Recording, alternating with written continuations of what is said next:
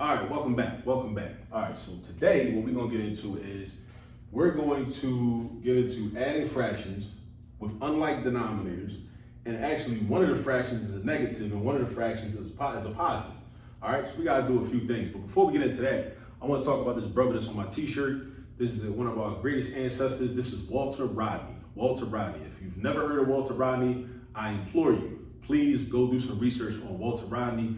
One of his most famous books is How Europe Underdeveloped Africa.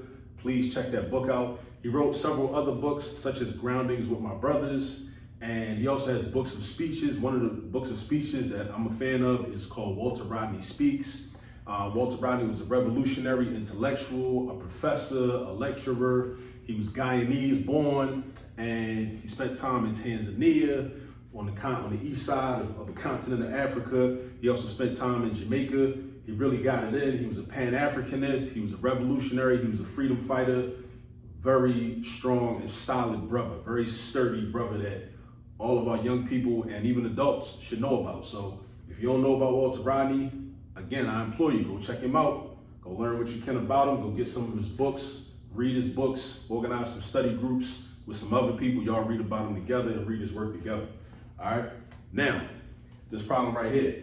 -3/8 plus 5/12. I'm adding two fractions, right?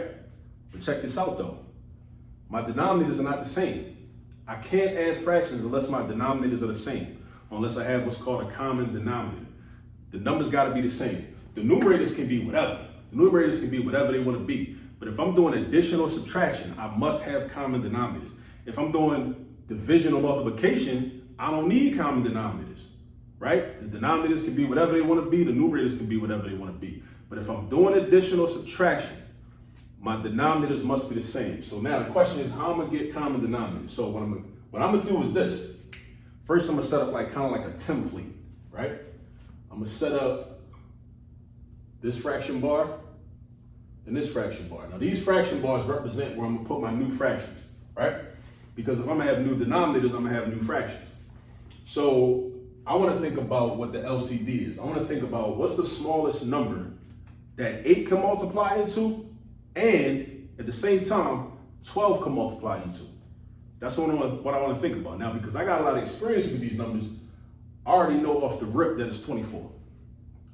Why is it 24? Because 12 times 2 is 24, so 12 multiplies into 24, and 8 times 3 is 24. So 8 multiplies into 24. Now, the reason I know that so easily, in addition to the fact that I got so many years of experience doing these types of problems as a student and then as a teacher and a professor, but it's because I know my multiplication facts. So again, if you don't know your multiplication table and had it memorized, do yourself a huge favor. Memorize the multiplication table, at least from 1 times 1 up to 12 times 12. Memorize your multiplication facts. Please do yourself that favor. All right? So now, what I want equivalent fractions that have denominators of 24. So I'm gonna write a 24 right here, and I'm gonna write a 24 right here, right? Now, then I say to myself, okay, because now I gotta figure this out. I gotta figure out, okay, well, what's my numerators gonna be? I know what my denominator's gonna be, but what's my numerators gonna be? That's what you gotta ask yourself. Once you know what the denominator's gonna be, that's cool, but you ain't done yet. You still gotta figure out what's gonna go up here. What's gonna go up here, right? So you say this is how you figure that out. You say, okay, well, check this out. If I change this 8 into a 24, I did that by multiplying by 3, right? So you might want to write that. Just do a little times 3 right there. Now you say to yourself, okay, well, check this. If I did 8 times 3, I should also do 3 times 3. Both numbers in this fraction should get multiplied by the same number. That's how you make an equivalent fraction, by multiplying each number in this fraction by the same number. So if you do 8 times 3 to get 24, you're going to do 3 times 3, which gives you, again, multiplication facts. 3 times 3 gives you 9. And don't forget it was a negative. Don't forget it was a negative. So throw the negative sign out front. So now you went from -3/8 to -9/24. Those are equivalent fractions, right? If you take a little quiz, it's got 8 questions on it, you get 3 right, that ain't that good. But it's the same score as if you took a quiz with 24 questions on it and you got 9 right. It's the same exact score. It's the same exact score. That's why those are equivalent fractions. Because even though the numbers are different, the value is the same. The numbers are different, but the value is the same. And that's what you got to understand. You got to understand value. When value is the same, the numbers can be different, but you got to be able to tell that the value is the same. All right? Now we do the same thing with this 12 and this 5. So you say, okay, well, how did this 12 turn into a 24? 12 times 2, we double the 12. If you double the 12, you get 24. So check this out. If I did 12 times 2, I should also do 5 times 2. Because look, as below, so it is above.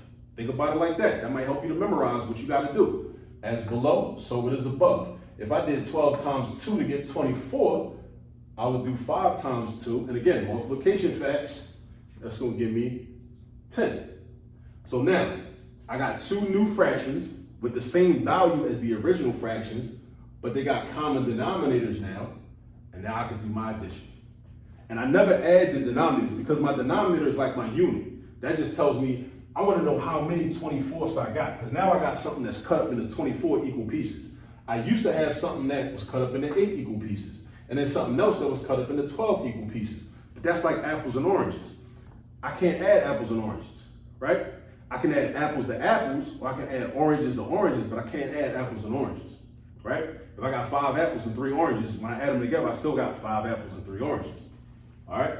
So now, this is a negative 9. Because the whole fraction is negative, I treat the numerator like it's negative. So that's a negative 9 plus a positive 10.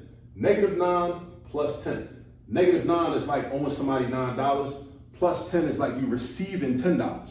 So you do the right thing, you pay back what you owe, and now you're left with $1. You have $1 physically. That's positive 1. So that's why negative 9 plus 10 equals 1/24. And that, brothers and sisters, is our final answer, 1/24. And this is how you do it. You find your LCDs, right? You find your new numerators. And when you do that, that gives you 2 new equivalent fractions. And then you can do your addition or your subtraction. You can't add or subtract unless you're dealing with common terms, right? You got to basically be on the same page. You can't add 8ths and 12ths. We can't do that. We can add 24ths and 24ths though, right? That's like being on common ground. It's like trying to have a conversation with somebody and y'all speaking 2 different languages. You can't do that, right? You can't do that. We gotta agree upon common language, right? We gotta agree upon common definitions. If we don't have common definitions, then even if we speak in the same language, we're having a different conversation. Each person is having a different conversation. We gotta first come to an agreement as to what the terms are. Like, what are the terms of engagement? All right? The same thing with mathematics, right? So we can't add 8ths and 12ths. We can add 24ths and 24ths though. And then we get an answer. All right? So now we're dealing with an object that's cut up into 24 pieces and we have one of them, or at least we're focused on one of them. All right? And that's it. So until next time, go get some practice. Peace.